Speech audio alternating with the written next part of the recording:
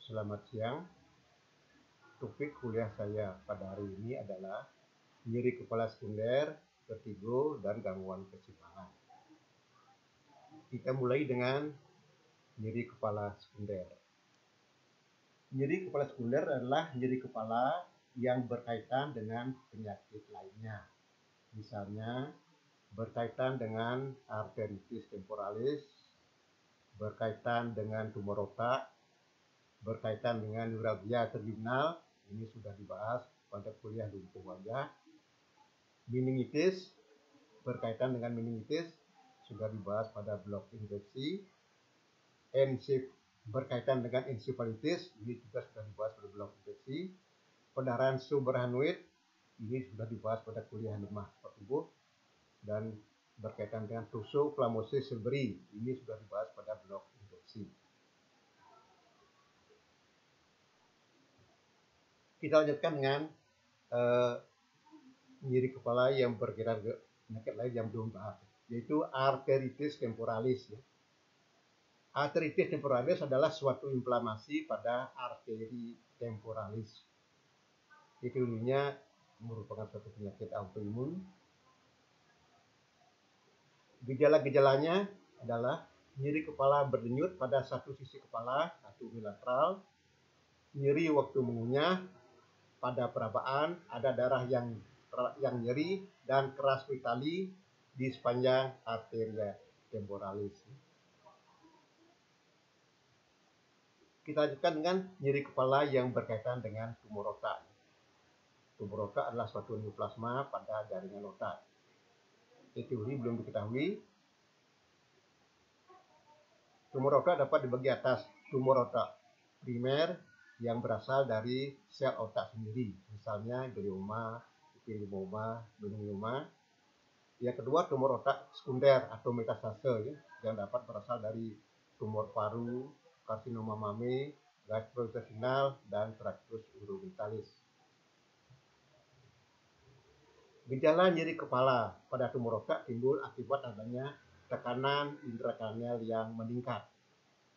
Gejala-gejala tekanan intrakranial yang meningkat adalah nyeri kepala terutama pada pagi hari bangun tidur. Muntah proyektil, yaitu muntah tanpa didahului oleh rasa mual. Gangguan okuler, yaitu pada pemeriksaan fluoroskopi terlihat adanya papil edema. Kita lanjutkan dengan vertigo dan gangguan keseimbangan. Keseimbangan tubuh kita dikendalikan secara reflektoris oleh alat keseimbangan tubuh yang terdiri dari pertama sistem vestibuler dengan reseptor di labirin, yang kedua sistem visual dengan reseptor di retina, dan sistem somatosensori dengan reseptor sensitif yang ada di otot, tendon, dan sendi. Bila ada gangguan pada salah satu alat keseimbangan tubuh ini akan menunjukkan gejala vertigo dan gangguan keseimbangan. Jadi definisi vertigo adalah gerakan sebenarnya atau hanya rasa gerakan, bisa linear atau sirkuler, yang disebabkan oleh gangguan alat keseimbangan tubuh.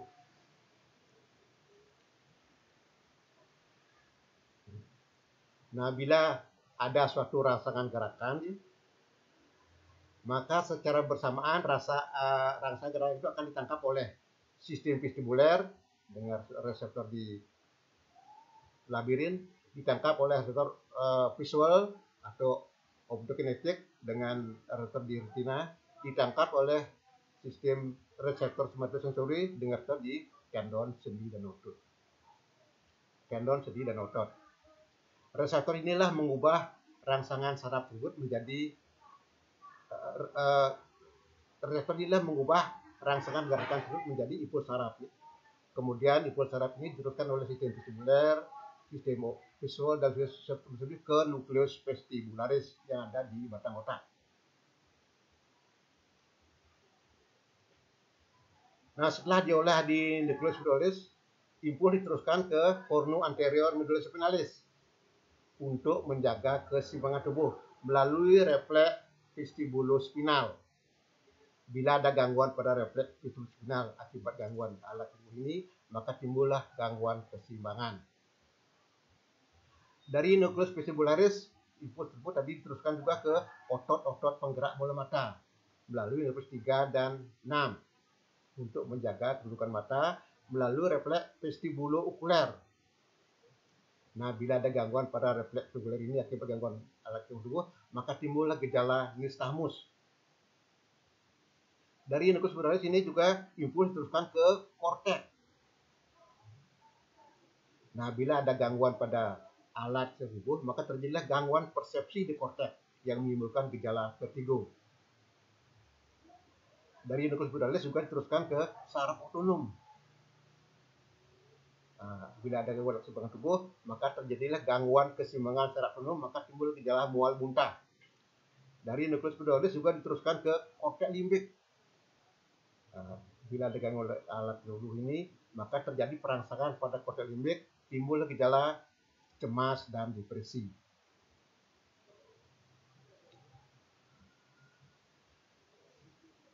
Jadi vertigo timbul akibat gangguan persepsi di korteks cerebri yang patofisiologinya dapat diterangkan melalui teori konflik sensorik, yang kedua teori neural movement dan teori sinaps.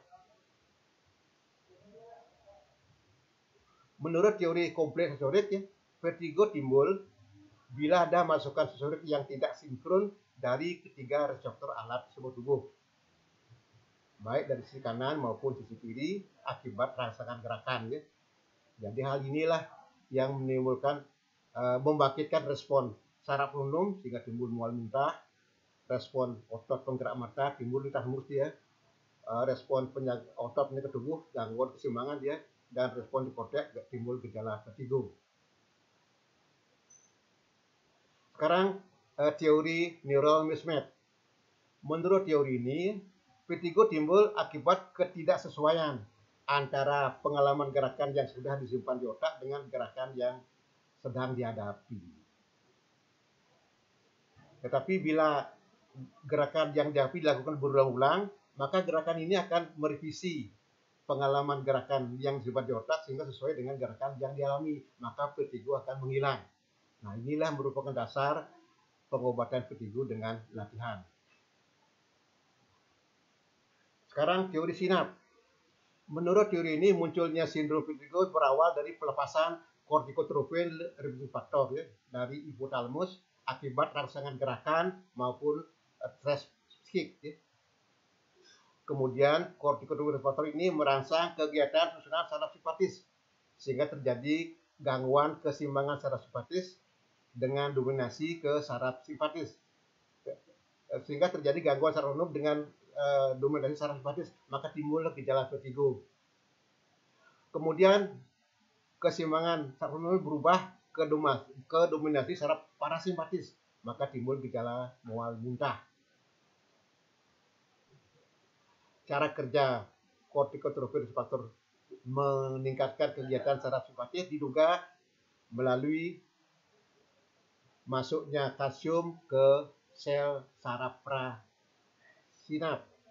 Nah, inilah merupakan dasar pengobatan vertigo dengan kalsium entry blocker.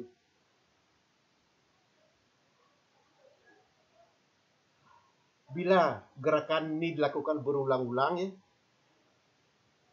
maka siklus perubahan dominasi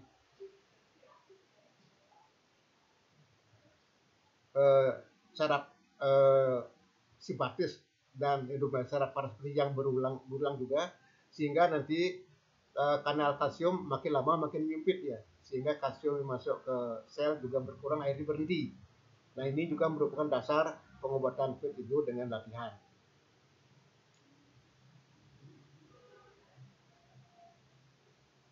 Jadi gejala gangguan keseimbangan tubuh timbul akibat terganggunya refleks vestibulospinal, sedangkan gangguan refleks vestibulookuler akan menimbulkan gejala nistagmus. Jadi gangguan keseimbangan saraf otonom menimbulkan gejala keringat dingin, mual dan muntah.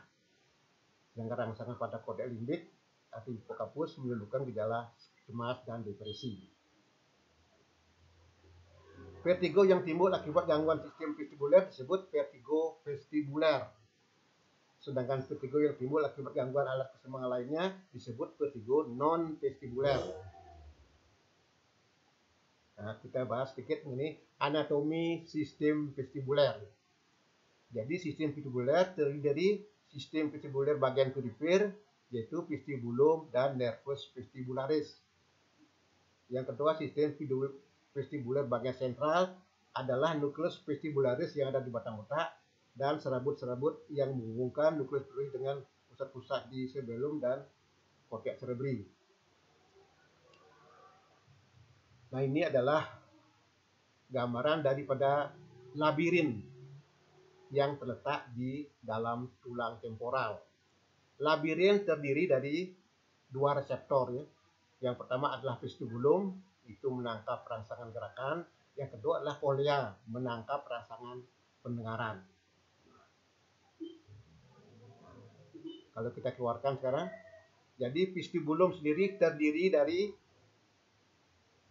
pertama adalah kanalis semicircularis, itu menangkap rangsangan gerakan sirkuler, dan yang selanjutnya adalah utriculus sacculus, itu menangkap rangsangan gerakan linier.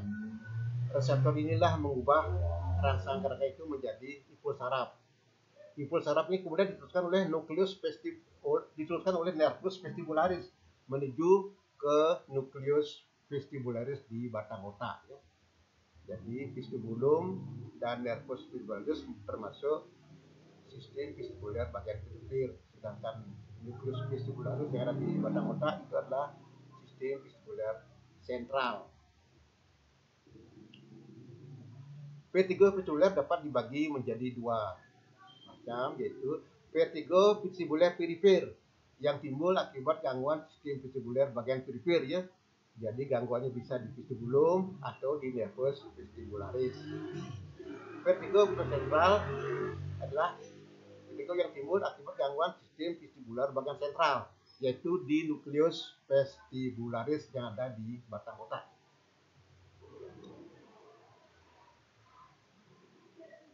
Gejala gangguan keseimbangan ini dapat kita temukan pada antara lain, ya, pada pasien dengan penyakit Parkinson, ya. Di samping gejala lainnya yaitu resting tremor, rigiditas, dan akinesia atau bradykinesia, ya. Nah, bagaimana kita membedakan vertigo vestibuler dengan vertigo non vestibuler, ya? Itu terletak pada gambaran keluhannya, ya. Jadi kalau vertigo vestibuler keluhannya yang dirasakan adalah berupa rasa berputar.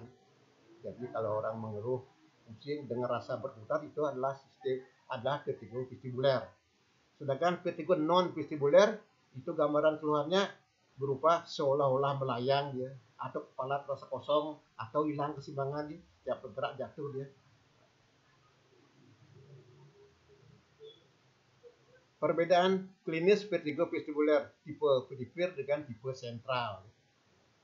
Jadi vertigo vestibuler tipe perifer misalnya itu timbulnya lebih mendadak, ya. Vertigo berat dapat timbul pada gerakan kepala tertentu, ya. Misalnya vertigo hanya timbul waktu bergerak menoleh kanan saja. Ada gejala otonom, ada mual muntah, nggak ada gangguan pendengaran, ya. Tapi di sini tidak ada gejala kelainan neurologi lainnya dari otak. Sedangkan pada vertigo sentral itu lebih lambat, vertigo ringan, biasanya tidak dipengaruhi oleh kedudukan kepala, jadi kemana aja kepala vertigo sama. Biasanya tidak ada mual muntah, tidak ada gangguan pendengaran, tapi khas sekali ada gejala kelainan neurologi otak lainnya, ya. Jadi ini bisa dimengerti, ya. Jadi kalau ada gangguan di nukleus vestibularis di batang otak, tentu juga kena struktur-struktur lain yang sekitarnya, ya. Jadi ada gejala kelainan neurologi dari otak lainnya, ya. Vertigo vestibuler tipe perifer misalnya ditemukan pada pasien dengan benign proximal facial vertigo, ya. Ini sudah dibahas pada blok THT, ya. Kemudian penyakit Meniere, ini juga sudah dibahas pada blok THT, ya.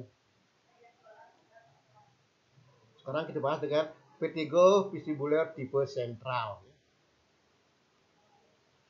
Vertigo vestibular tipe sentral adalah vertigo yang timbul akibat gangguan sistem vestibular bagian sentral ya, yaitu di nukleus vestibularis yang terletak di batang otak ya. Jadi ada gangguan di batang otak yang mengenai nervus vestibularis ya, tapi tentu juga mengenai struktur sekitarnya, sehingga di samping vertigo ada gejala-gejala kelainan otak lainnya ya. Penyebabnya adalah yang paling sering adalah gangguan peredaran darah otak di kawasan sistem vertebrobasiler ya. Jadi pembuluh darah yang ada di bagian belakang ya, yang dapat berupa impak akibat tersumbat darah otak atau berupa perdarahan. Penyebab kedua adalah tumor intrakranial,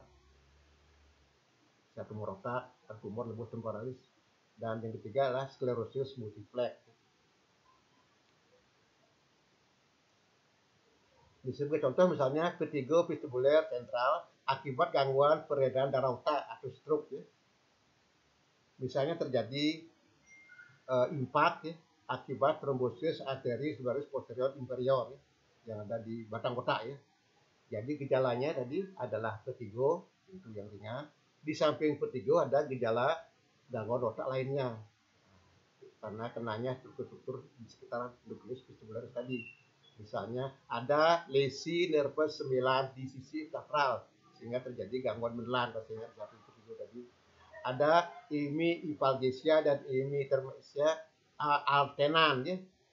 Jadi ada gangguan rasa nyeri dan suhu di paruh wajah sisi lateral dan gangguan nyeri suhu di sisi di tubuh kontralateral. Kemudian ada gangguan koordinasi, ada ataksia dia di sisi lateral. Di samping itu juga ada corner yang tidak lengkap di sisi lateral juga ya. Jadi di sini yang penting adalah pada vertigo vertebral ada di samping vertigo ada gejala neurologi lainnya dari otak itu prinsip ya. Itu khas sekali untuk vertigo sentral ya. Nah, pemeriksaan penunjang untuk sesuai dengan kasus tadi yang stroke tentu CT scan cerebral ya, MRA, TMI dan arteriografi ya. Nah, penata vertigo adalah pertama adalah terapi simptomatis untuk meringankan gejala dulu. Gejala, jadi kasih beta-estabilisilat 3 kali 6 mg, kemudian obat-obat golongan kalsium nitrate blocker, misalnya flunarizin ya. Nah, setelah gejalanya berkurang, maka diberikan terapi latihan vestibuler ya. Jadi setelah gejala berkurang, maka kita bisa melakukan terapi latihan tadi. Jadi metodenya banyak sekali ini latihannya. Antara lain adalah metode Brand Darot seperti di gambar ini. Jadi miring kanan, miring kiri tertutup ya. Kemudian yang terakhir lah dengan terapi kausal ya, terutama vertigo sentral tadi. Jadi kalau penyebab stroke tadi di samping obat vertigo itu dikasih pengobatan untuk stroke-nya. Ya. Terima kasih.